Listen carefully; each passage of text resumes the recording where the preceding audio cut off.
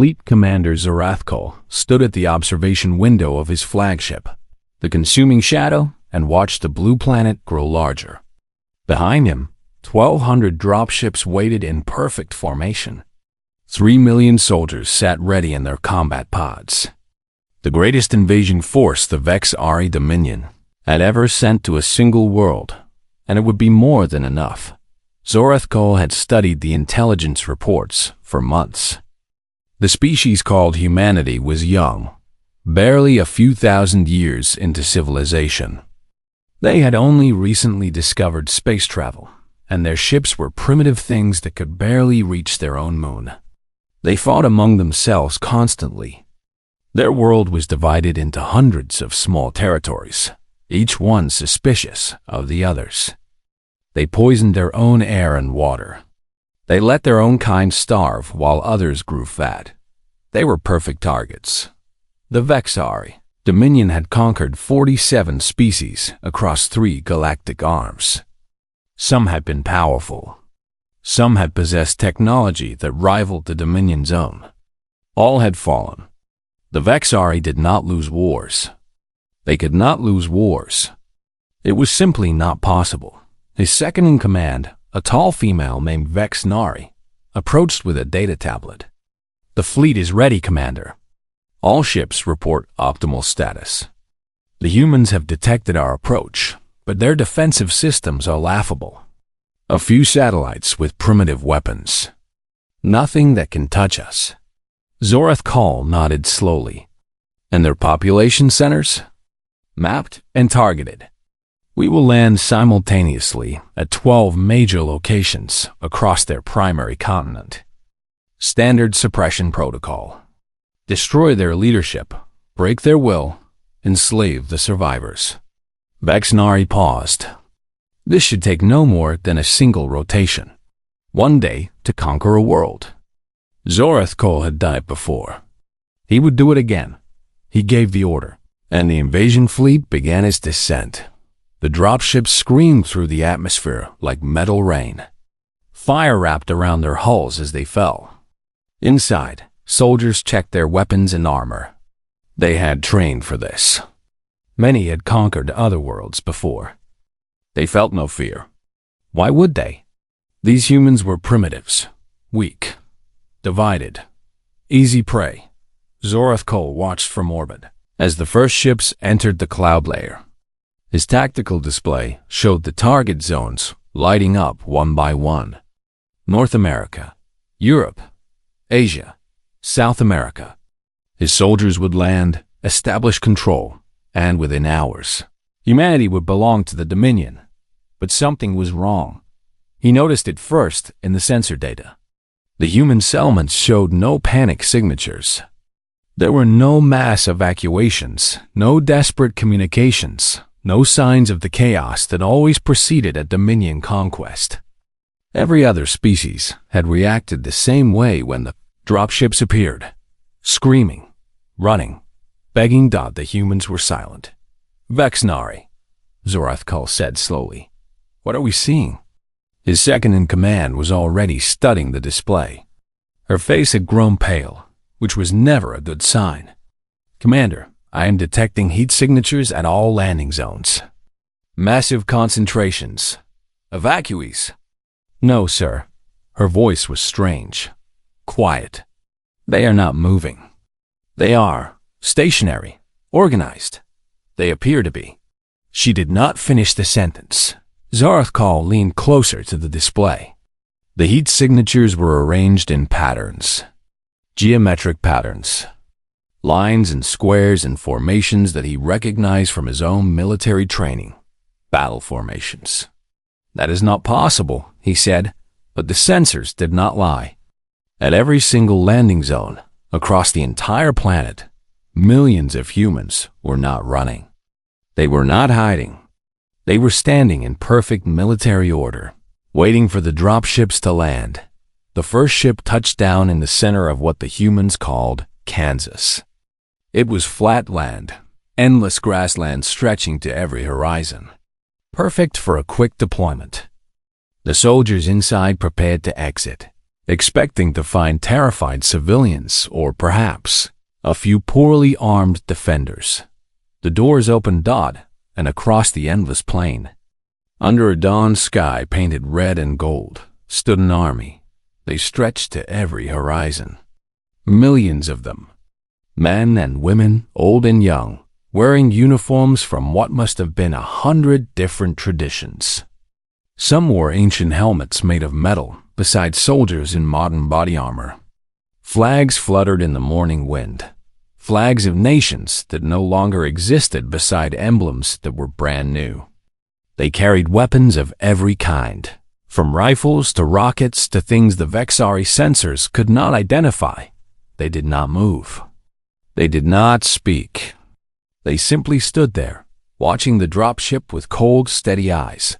Strike Leader Tharvok was first to exit the ship. He had conquered 11 worlds.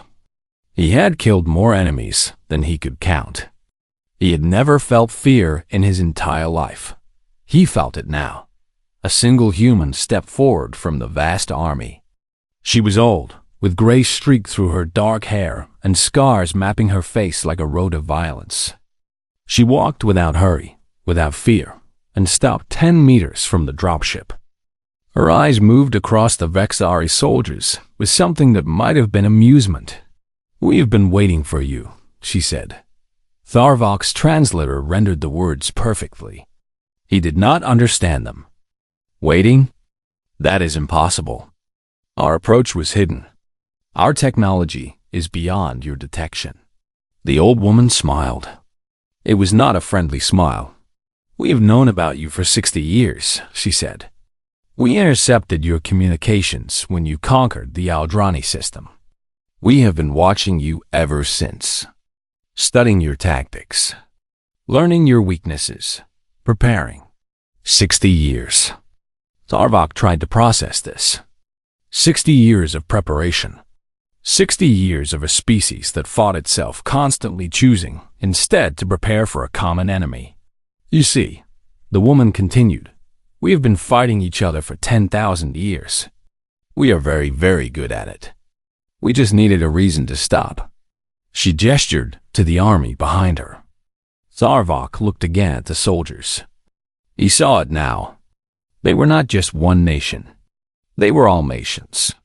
Every flag, every uniform, every weapon represented a different people. And all of them had come together. All of them had set aside their differences. All of them had trained and built and waited for this moment. For him, Tharvok raised his weapon. "You think this changes anything? We have conquered species far more powerful than you. You will fall like all the others." The old woman did not move. Her smile did not fade. "My name is General Catherine Shaw," she said, "and I want you to understand something before this begins. We did not come here to defend our world. We came here to send a message to your dominion, a message written in your blood." She raised her hand. Behind her, 1,000,000 weapons rose in response. "Welcome to Earth," she said. "None of you are leaving alive." And the war began. Strike Leader Tharvok gave the order to fire before General Shaw's hand had finished falling. Plasma bolts screamed across the Kansas plains, turning the morning air into fire. The Vexari soldiers poured out of the dropship, weapons blazing, expecting the human formations to shatter like glass. They did not shatter. The first wave of plasma struck the human lines. Soldiers fell, dozens of them, but the lines did not break. The humans did not scream or run or beg for mercy. They simply stepped over their fallen comrades and kept advancing, and they were shooting back. Tharvok had never seen weapons like these. The intelligence reports had described primitive projectile devices, simple chemical explosives, nothing that could penetrate Vexari armor. But these weapons were different. The bullets punched through his soldiers like paper. The explosives sent dropships tumbling through the air. The rockets tracked heat signatures and could not be fooled by countermeasures. The humans had been building. For 60 years, they had been building. Vexnari's voice crackled over the communication channel from another landing zone, somewhere in Europe. "Commander, we are taking heavy losses. The humans were waiting for us. They have anti-ship weapons, ground forces, air support. They were ready." More voices joined in.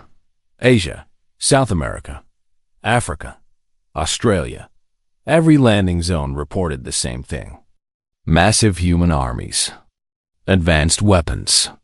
Coordinated resistance.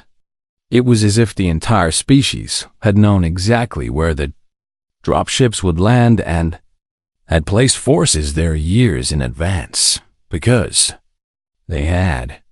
Tharvok watched a human soldier take 3 plasma bolts to the chest. The impact should have killed him instantly. Instead, the man stumbled, steadied himself, raised his weapon, and shot the Vexari who had hit him. Then he shot 2 more before finally collapsing. Even dying, he was still trying to reload. What kind of species was this? A group of Vexari soldiers pushed forward, trying to establish a defensive perimeter around the dropship. Humans rushed to meet them. The fighting became close and brutal. Tharvok saw things that made no sense. A human woman, small and thin, tackled a Vexari warrior twice her size and drove a knife into the gap in his armor. A young man, barely old enough to be called an adult, threw himself onto a thermal grenade to save his unit. An old soldier with white hair and a missing arm fired a heavy weapon from his hip, screaming something in a language Tharvok did not recognize. They were not fighting like soldiers. They were fighting like animals. Like creatures who had nothing to lose. Like a species that had decided death was preferable to surrender. General Shaw walked through the battle like it did not exist. Plasma bolts struck the ground around her, but she did not flinch. She moved toward the dropship, toward Tharvok, with steady steps and cold eyes. "You do not understand what you have done," she said. Her voice was calm, conversational, as if they were discussing weather and not standing in the middle of a massacre. "You studied us for years. You saw our wars, our crimes, our failures. You thought that made us weak." She stopped 5 meters from Tharvok. Around them, the battle raged. Humans and Vexari died by the hundreds. The grass burned. The air filled with smoke and screams. "We have done terrible things to each other," Shaw continued. "We have committed atrocities that would make your dominion seem gentle. We have killed millions of our own kind over differences so small that future generations could not even remember what they were." Tharvok raised his weapon. His hand was shaking. He did not know why. "But that is exactly why you cannot defeat us," Shaw said. "There is nothing you can do to us that we have not already survived. There is no horror you can inflict that we have not already inflicted upon ourselves. You cannot break a species that has been broken 1,000 times and has always rebuilt." She smiled. It was the smile of someone who had already won. "We were fighting wars before your species left its birth world. We were developing weapons while you were still learning to use fire. Every generation of humanity has been forged in blood and fire and death. You think you are predators. You are wrong." She took another step forward. Tharvok's finger tightened on the trigger. "You are prey that walked into the den of the most dangerous species in the galaxy." Tharvok fired. The plasma bolt struck Shaw in the shoulder. She staggered back, her arm hanging limp, her uniform burning. Blood soaked through the fabric. She laughed. "That hurt," she said. "But I felt worse." She drew a sidearm with her remaining good hand and shot Tharvok between the eyes. He was dead before he hit the ground. All around the plains of Kansas, the battle continued. Dropships burned. Vexari soldiers fell. The humans kept coming, wave after wave, an endless tide of fury and determination. In orbit, Commander Zarathkol watched a tactical display with growing horror. Red icons representing his forces were vanishing faster than his sensors could update. Casualties were already in the hundreds of thousands. At this rate, his entire invasion force would be destroyed within hours. "This is not possible," he whispered. "They are primitives. They should not have this capability." His science officer approached with a data pad. Her hands were trembling. "Commander, I have been analyzing human biology. They are remarkable. Their bodies produce a chemical during combat that enhances strength and dulls pain. Their bones are dense, their muscles efficient, their organs redundant. They can survive wounds that would kill any other species we have encountered. Then we will hit them with heavier weapons." "Commander, you do not understand." The science officer's voice was barely a whisper.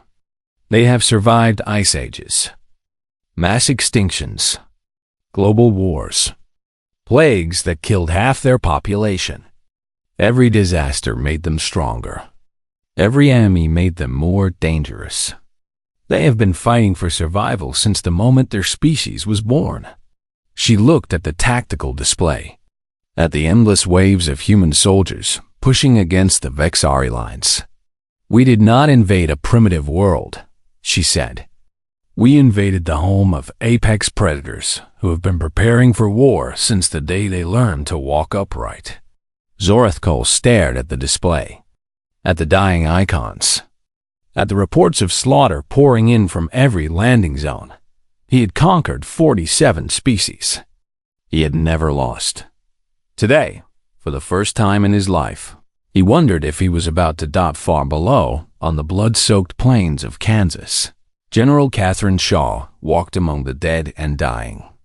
Her shoulder still burned, but she ignored the pain.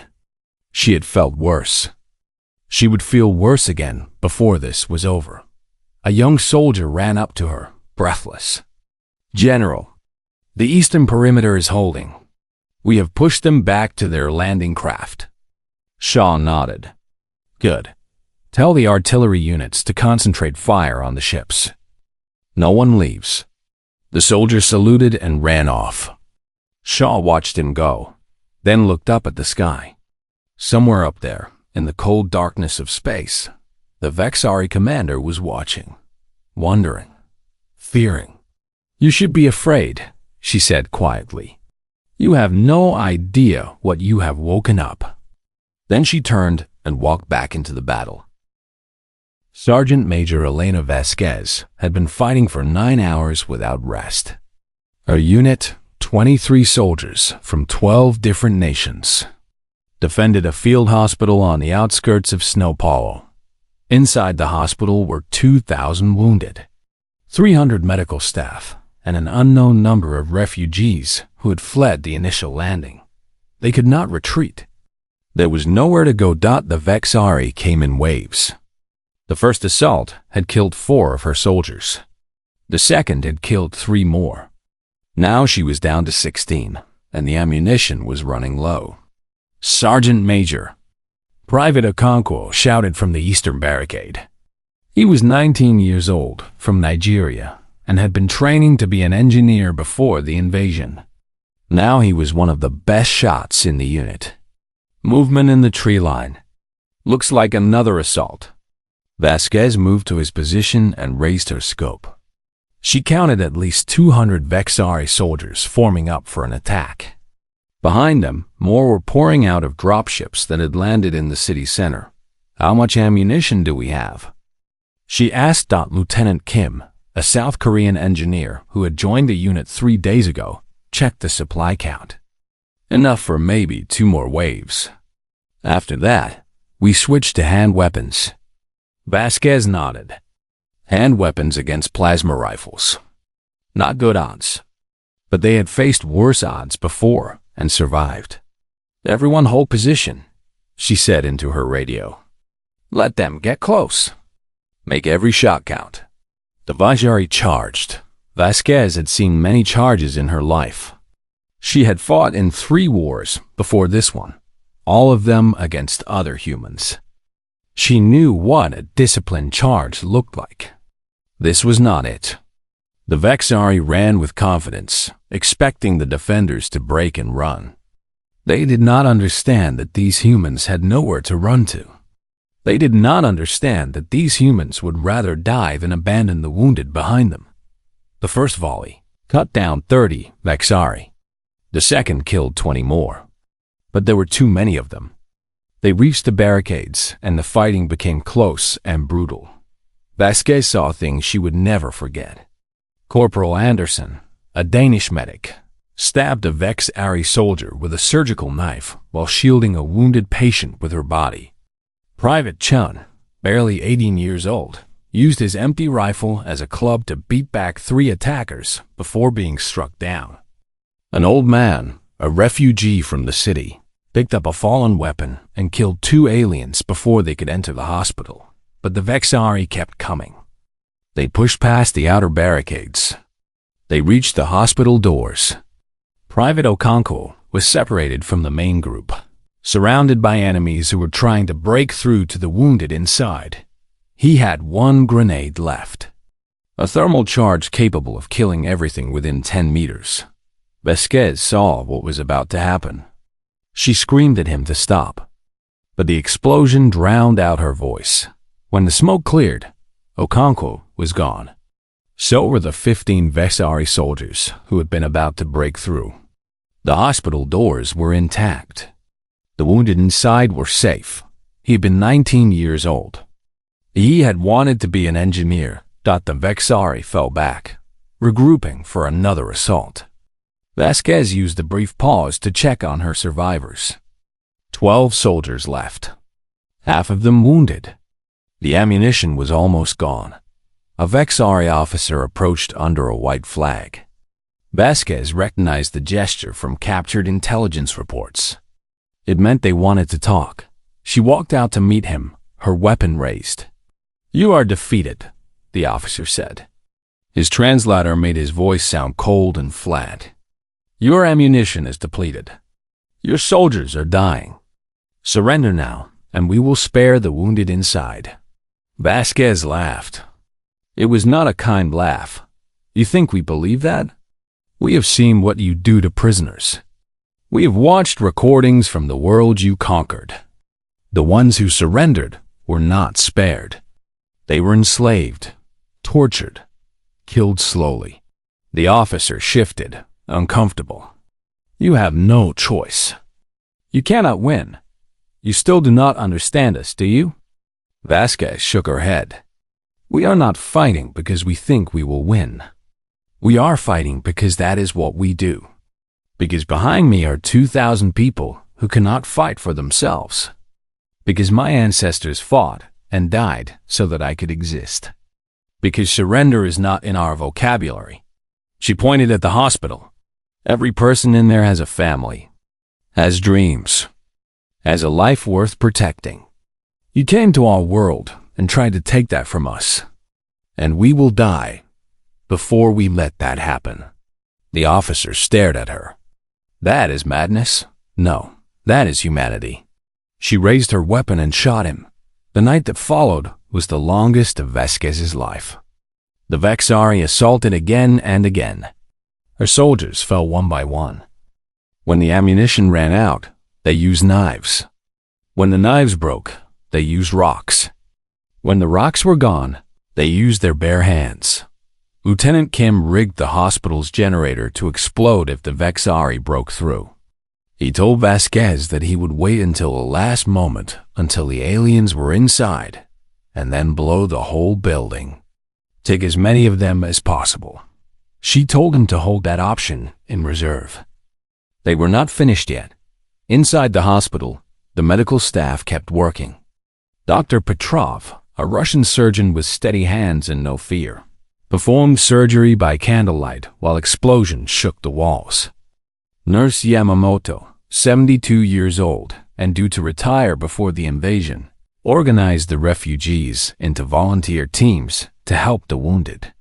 A 10-year-old girl named Maria carried water and bandages to the soldiers, refusing to hide even when the fighting reached the lobby dot at 3 in the morning.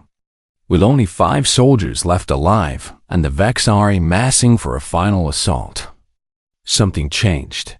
The explosion stopped. Vasquez looked up at the sky and saw fire. But it was not human fire. It was Vexari dropships burning, falling from the sky like dying stars. And behind them, descending through the clouds, were reinforcements.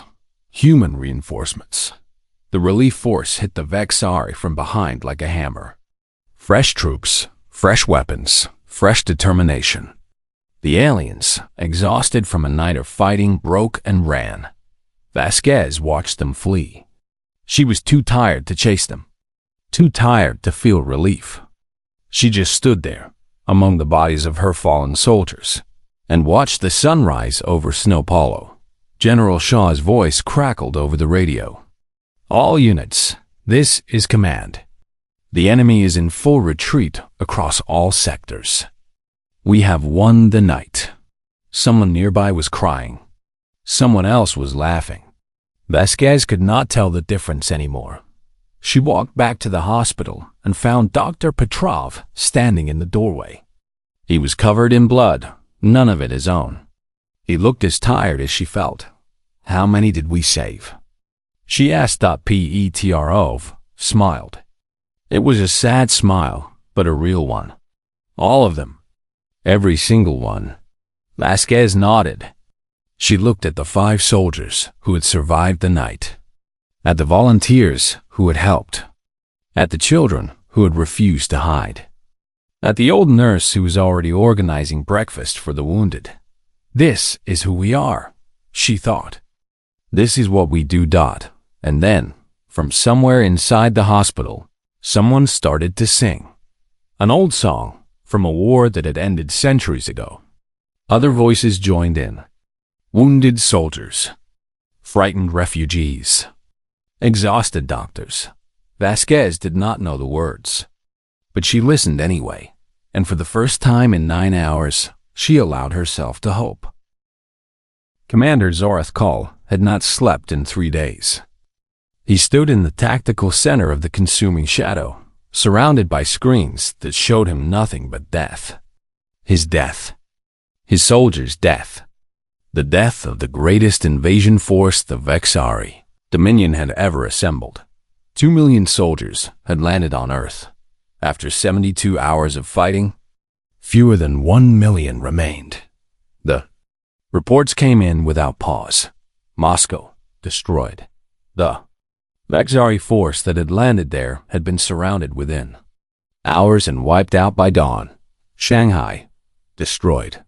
The humans had collapsed entire buildings onto the landing zone, burying thousands of soldiers alive before finishing the survivors with fire and bullets. Lagos, destroyed. Sydney, destroyed. Berlin, destroyed. And still the humans kept coming. Zorathkal watched a recording from a helmet camera. A Vexari soldier, one of his best, advancing through a burning city.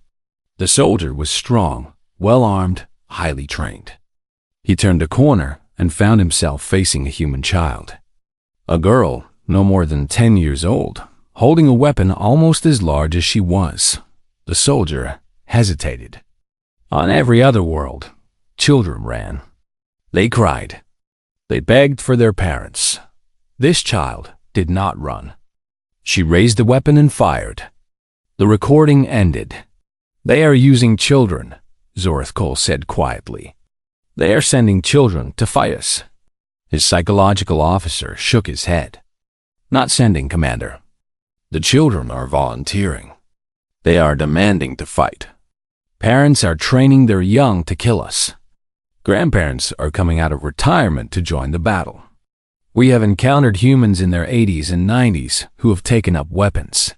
That is madness. No, Commander. It is humanity. The officer brought up more recordings. Zorathkal watched them with growing disbelief. He saw a human medic dragging a wounded soldier to safety while plasma bolts struck the ground around her. She was hit twice, kept moving, and delivered the soldier to a field hospital before collapsing. Another recording showed a group of civilians building barricades while bombs fell around them. They were singing. Actually singing in perfect harmony while death rained from the sky. A third recording showed a captured human soldier. Zorath Kole's interrogators had used standard techniques: pain, fear, the promise of death. The human had laughed at them. Laughed. He had told jokes while they tortured him. He had given false information with a smile. When they finally killed him, his last words were an insult. "How is this possible?" Zorath Kole asked. "We have broken dozens of species. We have perfected the art of psychological warfare. Why do these creatures not fear us?" The psychological officer hesitated. "Commander, I've been studying human history. Their records are disturbing." "Explain." "They have done things to each other that we would never imagine. They have built machines specifically designed to cause maximum pain. They have exterminated entire populations based on the color of their skin or the gods they worshipped. They have used weapons that poisoned their own land for generations. They have starved millions of their own kind for political advantage." The officer paused. His voice was very quiet. "There is nothing we can do to them that they have not already done to themselves. They have experienced every horror we might inflict. And they survived. They always survived. Every time their species should have ended, they found a way to continue. They are not brave, despite their history of suffering. They are brave because of it." Zorath Kole stared at the screens, at the endless waves of human soldiers pushing against his lines, at the fires burning across the planet, at the wreckage of his invasion force. "Then we will use greater force," he said. "We will burn their cities to ash." "We will, Commander." His tactical officer interrupted, voice tight with fear. "We have a problem." New icons appeared on the display. Ships, human ships, rising from the surface of the planet and entering orbit. They were crude things, ugly and angular, clearly built in haste. They looked like they might fall apart at any moment. But they were armed, heavily armed, and there were hundreds of them. "Impossible," Zorath Kole said. "They had no space fleet. Our intelligence confirmed it. They built them, Commander, in the last 60 years, while they were waiting for us. Underground facilities, hidden shipyards, secret programs. They prepared for everything." The human ships formed a rough formation and began moving toward the Vexari fleet. They were outmatched, outnumbered, outgunned. Any sensible species would have stayed on the ground and hoped to survive. The humans attacked. Zorath Kole watched in disbelief as the primitive human vessels engaged his warships. They took devastating hits. They lost ships by the dozen, but they kept coming. They rammed his vessels when their weapons failed. They sacrificed themselves to create openings for their comrades. They fought with a fury and desperation that made no tactical sense, and they were winning. His fleet was not prepared for an enemy that did not care about dying. His captains were trained to fight opponents who valued their own survival. But the humans threw themselves into battle like they were already dead, like they had nothing to lose. Like the only thing that mattered was taking as many Vexari with them as possible. 3 of his capital ships were burning. 2 more had been rammed and destroyed. The human losses were far greater, but they did not stop. They could not stop. They would fight until every last one of them was dead. "What are we fighting?" Zorath Kole whispered. His tactical officer had no answer. None of them did. Far below, on a burning battlefield in what had once been France, a Vexari captain named Dexrol found himself face to face with a human soldier. They were both wounded, both exhausted, both covered in the blood of friends and enemies. Dexrol raised his weapon, but it was empty. So was the humans. They stared at each other across a field of corpses. "Why?" Dexrol asked. The translator made his voice sound strange, broken. "Why you keep fighting? You cannot win. Your species is small.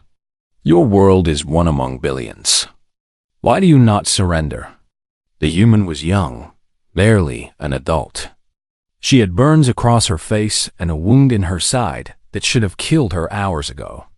But she was still standing, still breathing, still ready to fight. Because this is our home, she said.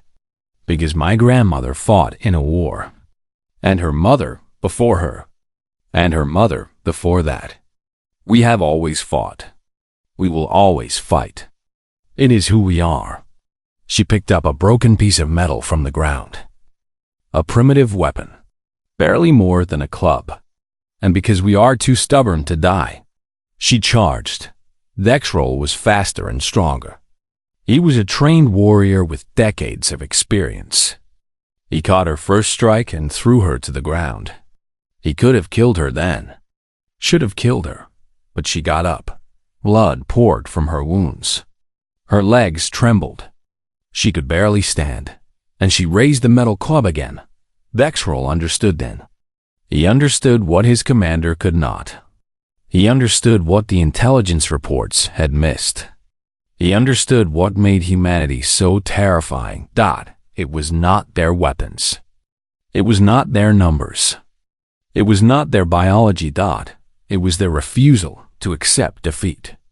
Their absolute, unwavering determination to keep fighting no matter the cost. Their willingness to sacrifice everything for the simple right to exist. The human charged again.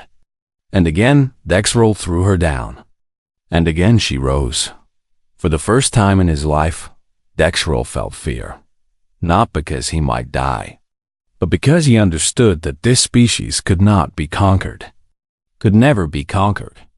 Would fight until the last human alive drew their final breath. The Dominion had made a terrible mistake. They had come to conquer. They had found war. The great archive of Verith stretched across an entire continent. Crystal towers rose from the pale ground, each one holding the memories of 1,000,000 worlds. Here, the Galactic Concord kept records of every species that had ever existed. The living and the dead. The powerful and the forgotten. Archivist Invade walked through the endless halls with careful steps. She was Sithari, tall and thin, with skin like polished silver and eyes that glowed soft blue. Her people had served as keepers of knowledge for 10,000 years. She had spent her entire life in these halls, reading about civilizations that had risen and fallen long before she was born. Today was supposed to be simple. A routine check of old files. Nothing more. She stopped at a section that few ever visited. The records here were ancient, covered in dust that had settled over centuries. Her long fingers moved across the crystal surfaces, bringing dead screams back to life. Names appeared before her. Species that no longer existed. Worlds that had gone silent.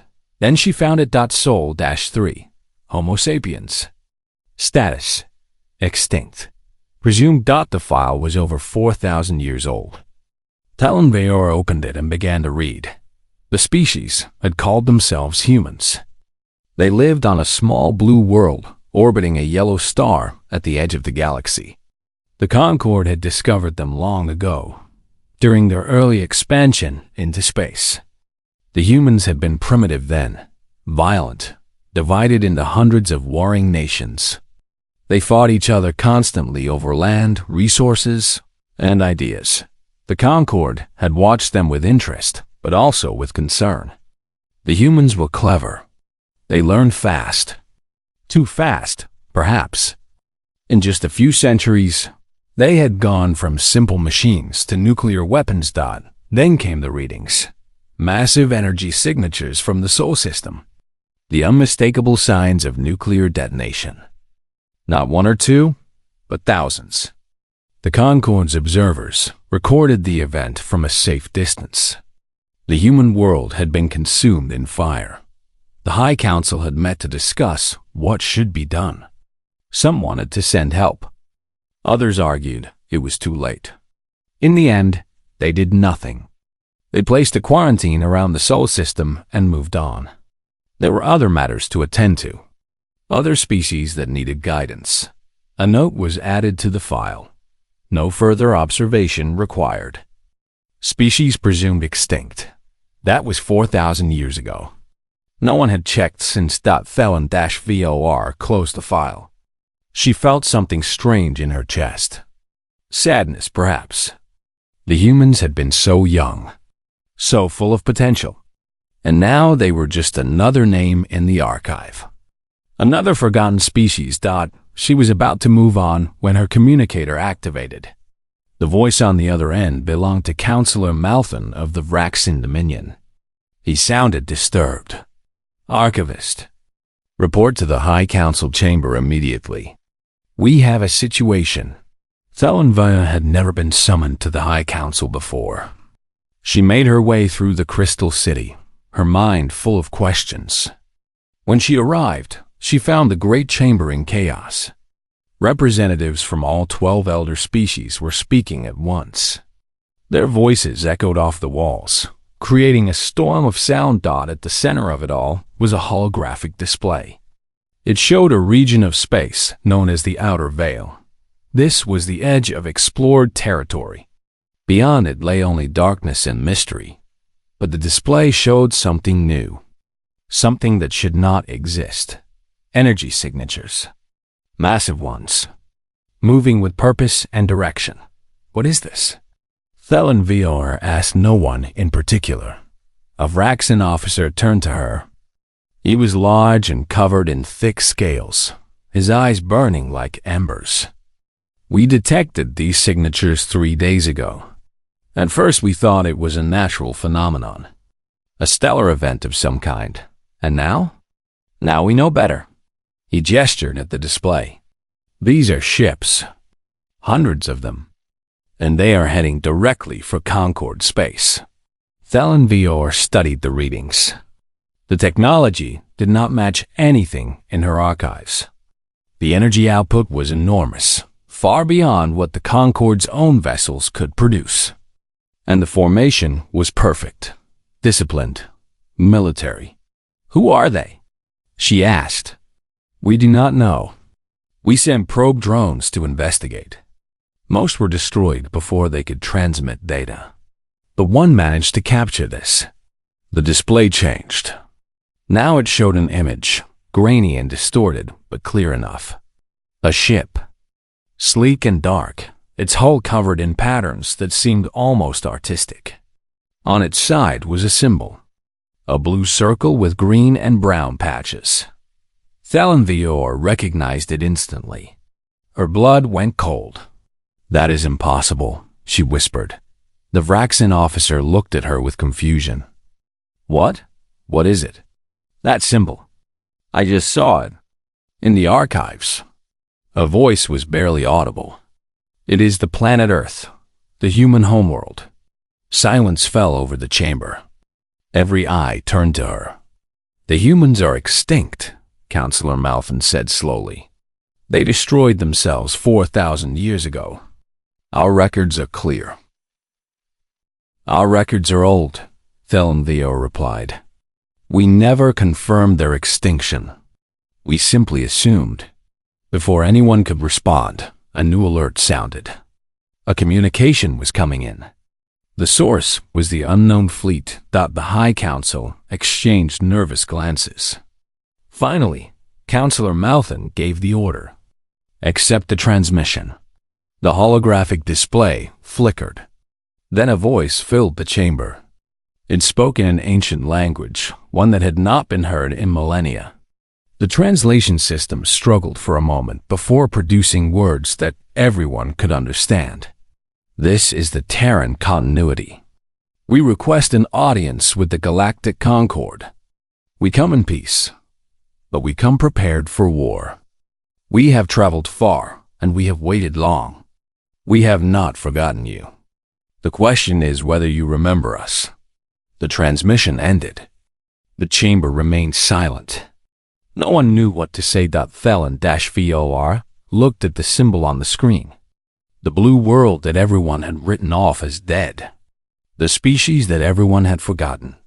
The humans had returned, and something told her that the Galaxy would never be the same again.